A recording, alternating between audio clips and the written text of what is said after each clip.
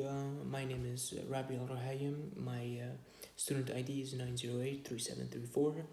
I wrote a presentation about the art of defending, which is my passion in football, obviously, or football, and it is my passion. So here we go. Basically, there's three types of defending in football. Well, three types are common. Type number one is team defending. Type number two is defending 1v1 versus 1, when an attacker is only one player away from being through in goal. And the last type of defending is one defender against two attackers. Like, these three are the most common. So obviously there are more options, but there's more possibilities, but these three are the most common, so we're gonna talk about these three. So type number one is team defending. Basically, team defending is when the entire team comes as a group and try and retrieve or get the ball back, win the ball back, basically. And what happens here is that the defense itself. So let's say these are the back. This is the back four. The back four tries and tighten up a bit to close the spaces in between them, and the wingers drop back to help the fullbacks. Because the fullbacks will mark the wings, but if they get double attacked, attacked by two or more players, they would obviously need help. So the wingers would come back and help, and that's the first one, first step of team defending. Second step is for the box to box midfielder. The box to box midfielder has to man mark the creative player in their team, which may be a central mid, maybe a attacking mid. Depends on how the team plays. Depends on the play style. Maybe it's even their defensive mid. You never know. Football can be surprising like that sometimes, and then there's the other midfielders. The not box to box midfielders, the ones that can attack, or the just central defensive mid, basically, or the central attacking mids. They would just mark the players that are getting close towards goal, which is the attackers, which gives the defenders an advantage of 6 players against an attacking 4 or 5, which is still an advantage. And that says that that just automatically says that the attackers will not be needed to help back in defense, so they can stay up, and when they do stay up, they have to stay by the wing so that they can open more space for themselves for the counterattack. So that's team defending, basically. And I will not talk about what happens during the counterattack, because I'm just talking about defending here. And yep. So now we're on to type 2. Type 2 is it's a 1v1. Type 2 is a 1v1. And basically what happens in a 1v1 is when, there are 3 common types of handling the situation. Type number 1 is trying to wait for the player to make a mistake, which is not as effective. It does not always work.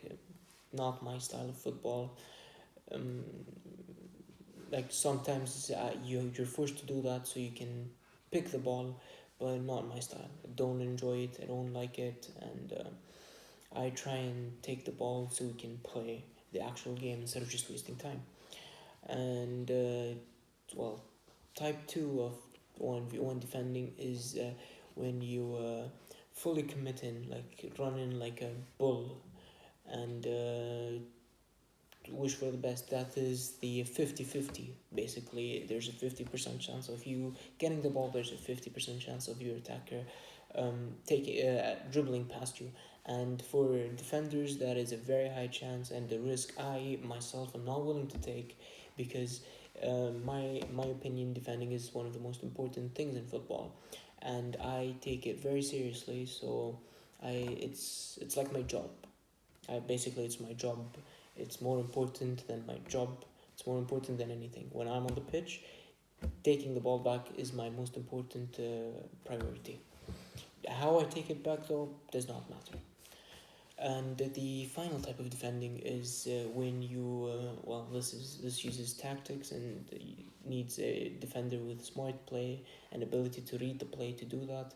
Is when you try to read the attacker's legs, like where he's going, like the way he's dribbling, or giving a like half committing instead of just committing and running in like a bull.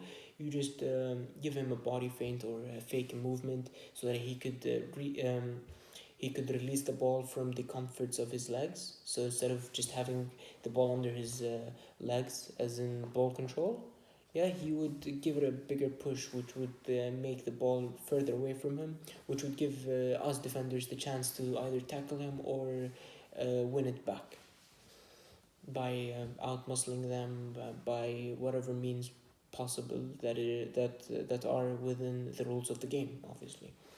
And yeah, that is pretty much it. That is the three types of defending, most common types in 1v1.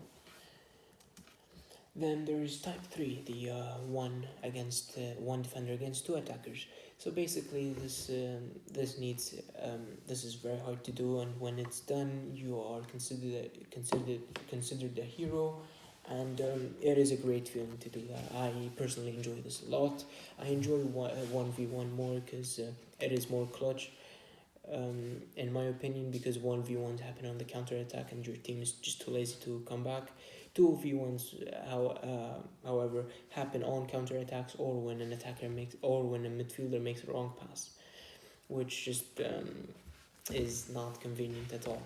So 2v1 is when you can defend it in two ways. You either stand in between both forwards, and like run between them, follow between them, try and not let them make the pass through, and pressuring the player with the ball, the opponent with the ball, a bit, not too much, so that he can feel uncomfortable, that he can feel that you're breathing down his neck, but at the same time you don't give him enough space to pass it to the other player. And when you feel like the time is right, you go in for the tackle, or you try to outmuscle him to just keep the ball within your reach, instead of just giving your opponent a throwaway. A throw in. And for the part of second part of this, two versus one, two attackers against one defender, is when you let the attacker you let one of the attackers run in the open space, but if he's offside, he's offside, so you just have to stand in between them and keep on sticking your leg out. And this is a very bad technique, because once the attacker with the ball reaches the goal, he can score. So obviously that's not what we want. And the final type of two versus one defending is when you fully commit to one of the attackers, and one of the attackers that have the ball, but at the same time not give them space to pass. Yeah, this is a high risk, but it has to be done in desperate times. So that's a 50-50 again, but it has to be done in desperate times. You have to fully commit if you feel like it's appropriate or the right thing to do. And that's pretty much it for two against one defending. Well, obviously you can use the offside trap, but that does not work in the matches that we're trying to talk about, because we play 9 against 9 instead of 11 aside. And here is the overview of my presentation. So I am trying to prove a point that defenders are the gems of football, which is a very true statement in my opinion, but I'm biased because I'm a defender, but I'm gonna try and convince you. As defenders, we love to get praised, even by our teammates. Doesn't matter who else praises us, but in our opinion, the most important thing is getting the ball. I'd much rather get the ball and not get praised than get praised and get praised, but then we concede. It's just getting the ball, the passion, the selflessness the role has, and I just enjoy it a lot. And the pictures of the players they've seen are one of my favorite defenders of all time. They're all my favorite defenders. My favorite defender so far is Sergio Ramos, But then, in my opinion, these four are the greatest in history. Paolo Maldini, Sergio Ramos, Fabio Cannavaro, and Nemanja Vidic, in that specific order.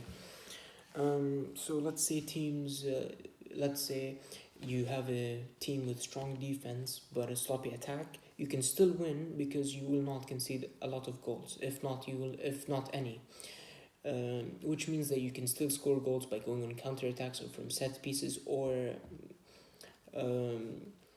just from creating a lot of chances instead of just having to counterattack, because defenders can build up the play as well. And but if that happens with the attack, like your attack is really good but your defense is sloppy, you will concede a lot of goals, which will make it impossible for the attackers to come back from. Which is why defenders are like the defending role is very important, and defenders should get more credit than what they deserve more credit than what they get. But it's fine. It's fun by us as long as we win as a team. Then that's all that matters. And to prove a point, Tottenham Hotspurs and teams like Tottenham Hotspurs and RB Leipzig and Barcelona, they have great attack force, but their defense is sloppy. That is why they do not win trophies day in, day out. Let's say if Barcelona had a good defense, they would win every single trophy. Yes, Barcelona does win the La Liga, but they tend to lose a lot in the Champions League, and with players like Messi, they're supposed to win the UCL every 2 years or so, maybe 2 years in a row, you never know. But because it's Lionel Messi, he's the greatest player of all time. But no, they have a sloppy defense, sloppy backline, so that will never happen. Tottenham Hotspur, they have an elite attack force, but because of their sloppy defense, recently, they cannot win trophies. It's very hard for them to win trophies. They concede a lot of goals. And RB Leipzig, they have an incredible attack force this season. They've shown a lot of promise, but yet again, they're not top of their league because they cannot defend as well as Bayern Munich, for instance. But for example, a team like Real Madrid, they have good defenders. They have the best defense in Europe's top 5 league, or top 3 best defense in Europe, top 5 leagues, which just shows how defending is important, because Real Madrid attackers, they're not as good as how they used to be. Days with Ronaldo, Bale, and Benzema, their attack force was amazing, but now it's not as good because Bale has issues, and well, that doesn't matter.